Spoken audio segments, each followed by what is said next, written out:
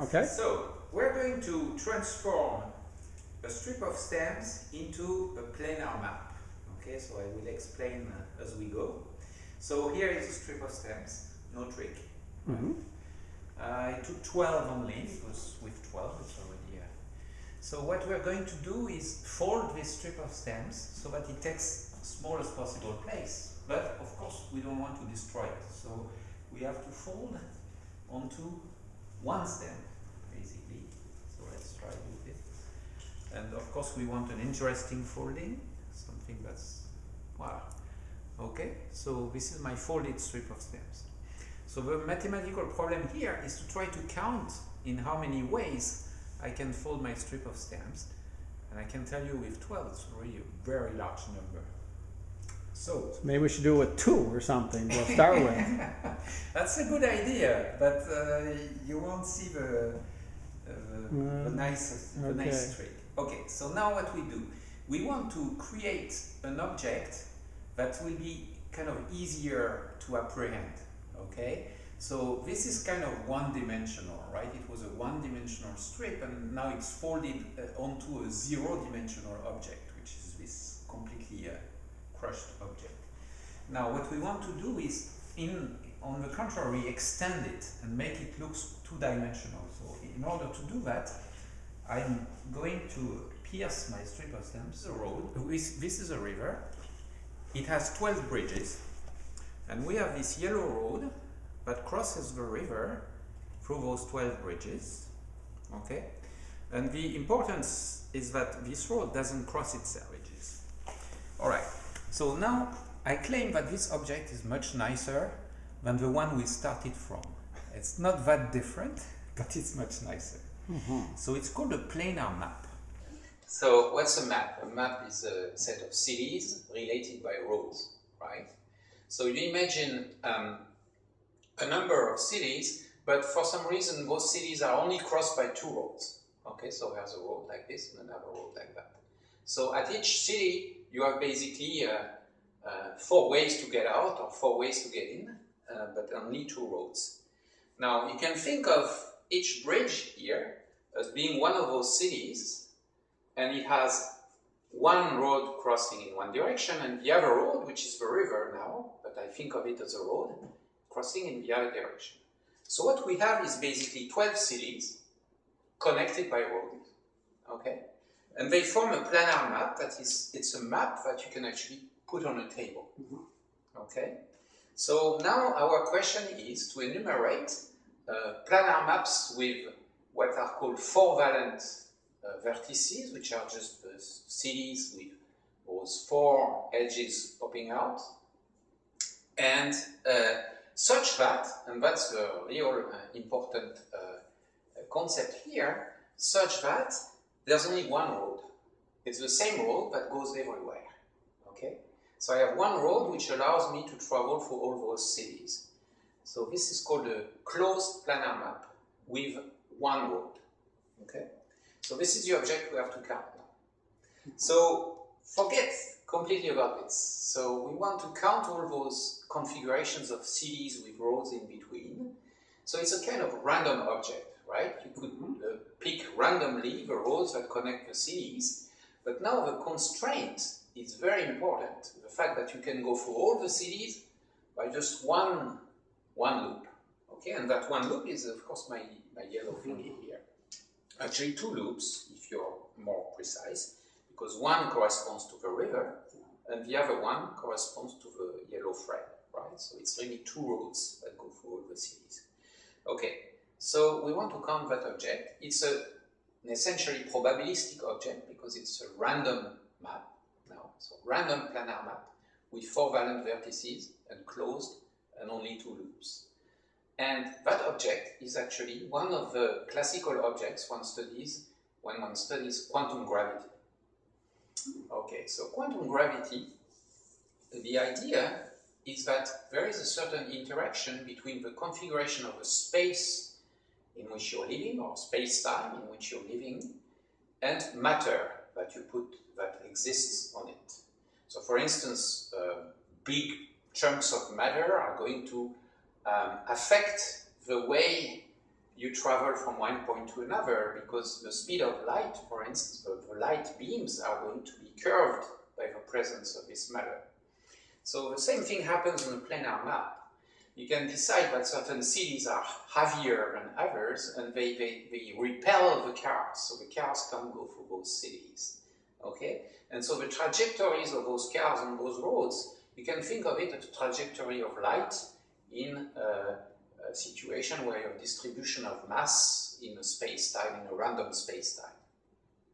So Einstein general relativity is telling you that there's an interaction between this matter and this space-time, and the curvature of a space-time and the presence of matter, and all these induce some very interesting properties of the trajectories of objects. Okay, so here we have a toy model of quantum gravity with 12 points where you can put matter, in a sense, and all these possible trajectories that you can have between cities.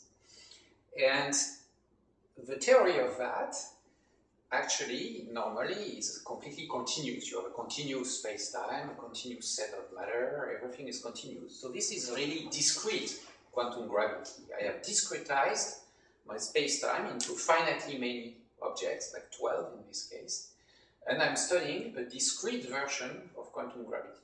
Okay, so folding a strip of stamps amounts to studying discrete quantum gravity. Okay, so that was the first remark. Now the next remark is that a lot is known about quantum gravity, whether discrete or continuous, and we're going to use that to actually count the number of foldings of this strip of stamp. So in order to do that, we have to go through a number of quite sophisticated models that describe this quantum gravity. And clearly I can't do that with just a pair of scissors and a piece of thread. So we'll have to make a quote-unquote quantum jump, right? So here we are discussing now what is called a field theory. So field theory is a sort of very handy way of apprehending all these randomness that you have in the distribution of your space-time, of your matter on your space-time. So you want to have some sort of machinery that allows to comprehend all this and all the fluctuations of this, and to extract some data out of that. So it's called field theory. So there is a field theory that underlies this problem, actually. And that field theory took us quite a long time to figure, is actually a very specific field theory, which, I mean, in our obscure language, corresponds to a central charge of -4. So you can forget about that. But the idea is that you can actually identify the underlying field theory by just looking at the specifics of your model. And here the specifics is really that I have two loops, one of each color, right? One of stamps, so I can close it, of course, and it makes a loop of stamps, a loop of yellow thread, right? And these two loops have essentially only an interaction via these crossings, okay? So once you have identified the specifics of your model, you can consider the model, instead of looking at it on some sort of random space-time, you can put it on a fixed square lattice kind of space-time, like the ground here, right? Mm-hmm. And so you put the same model there. So you will have essentially lines that correspond to yellow pieces of thread, and lines that correspond to pieces of a strip of stamp that will cross each other in all possible situations. Now, such a model is much easier to handle. It's called a statistical model, lattice statistical model. And from understanding this lattice statistical model, you can infer what field theory is describing it. And that's my random space-time. And now I'm going to do really quantum gravity, that is put the same model on this random space-time. So now my yellow lines and my white lines are going to cross each other in all sorts of possible ways. And we're getting much closer to this. Okay. Okay? Hope so. So this description now is in terms of two field theories. So the original field theories, which was for flat space-time, and another field theory which describes the fluctuations of a space-time. And now the connection between the two, you put them together, you shake a little bit, and you get the field theory for this object. Right? So now we have our favorite field theory, this -4 central charge field theory, coupled to fluctuations of my space-time. And thanks to the knowledge of this theory, we are able to compute things. And what we're going to compute is actually the asymptotics of a number of such possible configurations. But you have to remember, all such possible configurations are all the possible configurations of a compactly folded strip of stamps. Okay? And what we get is not actually the leading asymptotics, but the sub-leading asymptotics, because there is a very interesting theory in statistical physics that certain things are universal and certain things are not. Okay? And there's a universal property of this object which you can measure not by the leading asymptotics, that is the leading number when the number of bridges becomes very large, right? Or number of stamps becomes very large. But the sub-leading contribution, which is characterized by what is called an exponent, a number, which tells you how fast it expands or how fast it becomes small. And that number we computed, and the value of this number is 12 plus square root of 1 over 145, the whole thing divided by 12. Okay? Now, this is the characteristic number for evaluating the number of ways to fold a strip of 2n stamps when n becomes very large. Well, essentially, the number of configurations is a to the number of stamps, so 12 in this case, where a is a constant which you can measure but you cannot predict, okay? Divided by the number of stamps to the power gamma. And now gamma is this characteristic universal power. Okay. That is characteristic of the universality class of this problem. And gamma is 29 plus square root 145 okay. over 12. Seems like a strange number, 29. So now, how do we know we are any close to the truth? Because we did a lot of hand waving here, right? Using field theory and everything. Now, some people have decided they didn't like our result and they wanted to test it. So they tested it on a computer. Now, you'd be surprised, but even on a Cray computer, which kind of is the state-of-the-art computing object, you can barely reach 44 stamps. Beyond that, you just crash the machine. Okay? And you're just doing this through a search of all the different possibilities. Exactly. So you have to be smart about it. So there are algorithms. Actually, we came up with a very nice algorithm, which I can describe very quickly. The portion above the river and the portion below the river. They're very similar, right? They are just connecting two bridges via a piece of road, right? And so various connections of Hold it down right there, right with your black shirt. It's perfect. Okay. Right So in you front of see your black shirt. pairs of stamps connected by just a single piece of thread, right? I have this dot. Now if I look at the bottom, the same thing. I have a very large here piece of thread that connects two stamps, another piece of thread that connects two stamps, etc. So bottom and top are essentially the same, but then what you can do is have an algorithm that generates the bottoms, that generates the tops. It's the same algorithm because these are the same objects, right?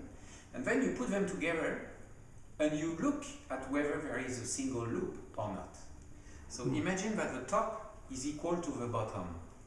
Then each pair of stamps which is connected from the top is also connected from the bottom.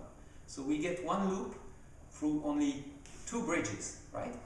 And so you get what? N loops through pairs of bridges, right? And this is bad because I'm not going to have my racing cars going through separate loops. I want just one loop. Okay, so this is a bad solution. But in my algorithm, I can just throw it away and then keep only the ones that lead to one loop. So this is a quite efficient way of counting those guys. You see? But so people, not us, because we didn't have the cray or we didn't have the chutzpah to try to compute such a large number, did up to 44 bridges, and they actually confirmed our number up to 3 digits. This equation you talked about. Yeah. The square root of 145. Yeah, it's just a number, right? So we just measure it by doing this computer experiment, and they found an agreement with the first 3 digits after the point. Okay, which I think is pretty good. So they were hoping to disprove us, but in fact they actually they ended up proving this equation. So yeah. Well.